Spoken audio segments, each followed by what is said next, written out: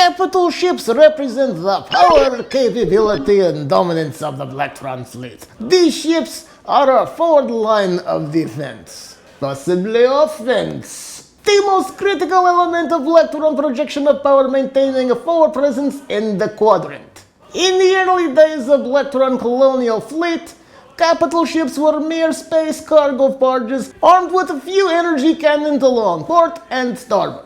But these ships of the line were enough to show our adversaries that we mean business. Shipbuilders and engineers worked tirelessly to improve the warfighting abilities of the fleet.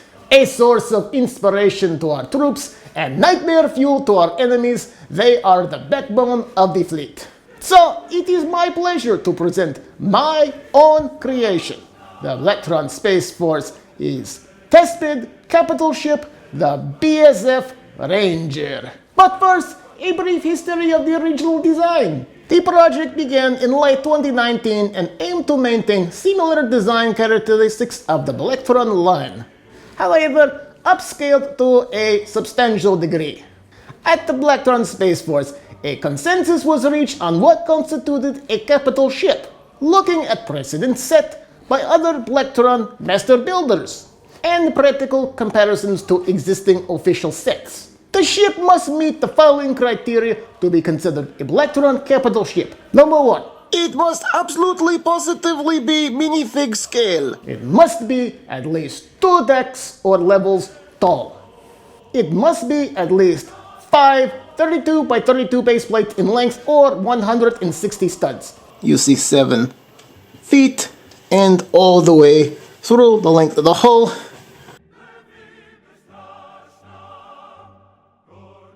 So, as this is the second evolution of this design, I will be taking you through every step of the way. Let's start with the command bridge. This comes off in one section, as you can see, and I will maintain this. And here you have this very handsome looking fellow. This is my sig fig. There you have Slayer, and if you know what Slayer looks like, this is Slayer for those of you who have not been introduced. Hello boy. As you can see, the forward-looking command bridge overlooks the bow and is connected to another airlock system. To the back of the bridge, we have the hangar control room, which overlooks oncoming spacecraft, connected to the aforementioned hangar bay. Underneath the bridge, which I will remove, and also connecting to a lower level of the hangar bay, is the cargo bay. The cargo bay goes right inside the ground level where the invader or other cargo craft can come, and this is where pallets are stored. Below the cargo bay, we have the life support area, which I will show you now.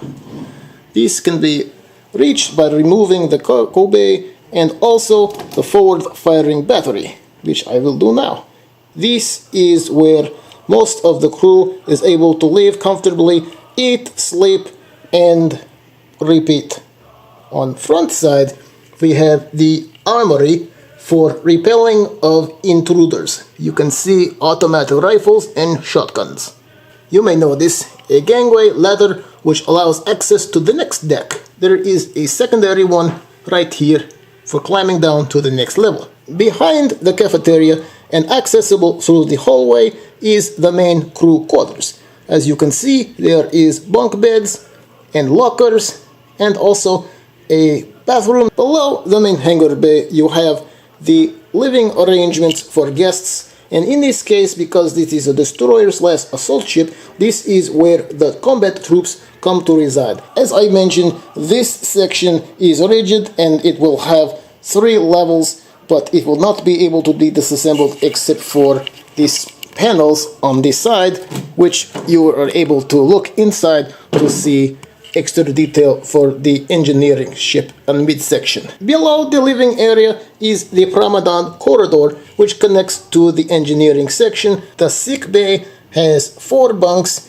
and also a laboratory for doctors to research. The lower deck also connects to the main fuel and purification systems of water and waste. So in a nutshell, this is the base design.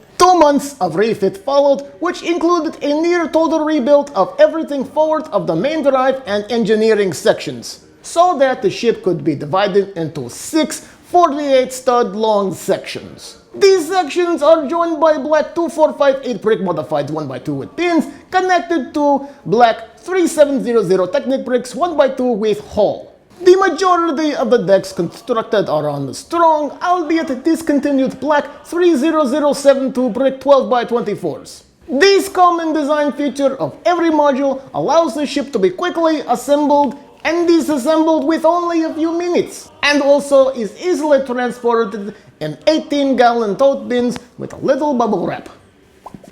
So, now let's look at the new design. Okay, I have finished new forward section. This is going to be the new bow, and I have used similar construction to the engineering drive system. I have greeble work going all around the main part, going down towards the first level, and all around again. Connected to the new bow section is the improved hangar flight deck with 1 battery of railguns. This is an improvement of the previous design, no longer using stickers, but now using panel, and as you can see, we have made improvements to the inside of the hangar as well. Here we have BLACKTRON infantry with 1 invader. Important to know, 2 invaders can actually fit in this bay. Connected to the hangar section is the new midship section, which will have the life support and firing battery ammunition. Level 2 of the mid section contains the dormitory barracks for the troopers or any passengers that come, along with amenities, hallway access straight to the mess hall or galley, whatever you want to call it. The midship section 3rd level is not yet complete, so I will not show you today. You can see the garage doors. Look at that, movie magic and effects that are special. This is the mid section's lower level, and this is where I am now using these neat little airplane windows, because this is the exact shape I want. This is access corridor and a communications hub. Level 2 of the narrow mid section has an access corridor and ladder for the lower level, and this is also where I continue the greeble work on the side, which basically emits the shield generators for the ship. This is the midsection level 3, which has the sick bay, and as you can see, we have our doctor, and we have access ladder through the lower level, and a main corridor to the ship with more windows looking outside. And as you can see, I have added safety rails. Level 4 of the narrow midship section contains the captain's main cabin, access corridor, and connecting ladder for the lower levels. Before we go into level 5 of the narrow midship section, we have to attach main fusion drive system, which also has crew quarters and lavatory to support the main crew of the ship. This is rigid structure, which is not intended to be disassembled. Level 5 and 6 basically is the command section, and I have point defense turrets on both sides, and here is the command bridge, which I will remove so you can see the detail. And as you can see, there is my sig fig in command of this ship. And finally, a slightly upgraded FTL drive system, and I still maintain the same lighting system, and this has 2 anti-ship rocket systems designed for rear defense, as well as 3 side each point defense turrets. This contained the faster than light drive system for the ship. So now that refit of the BSF Ranger 10 is complete, it is time to bring to a show.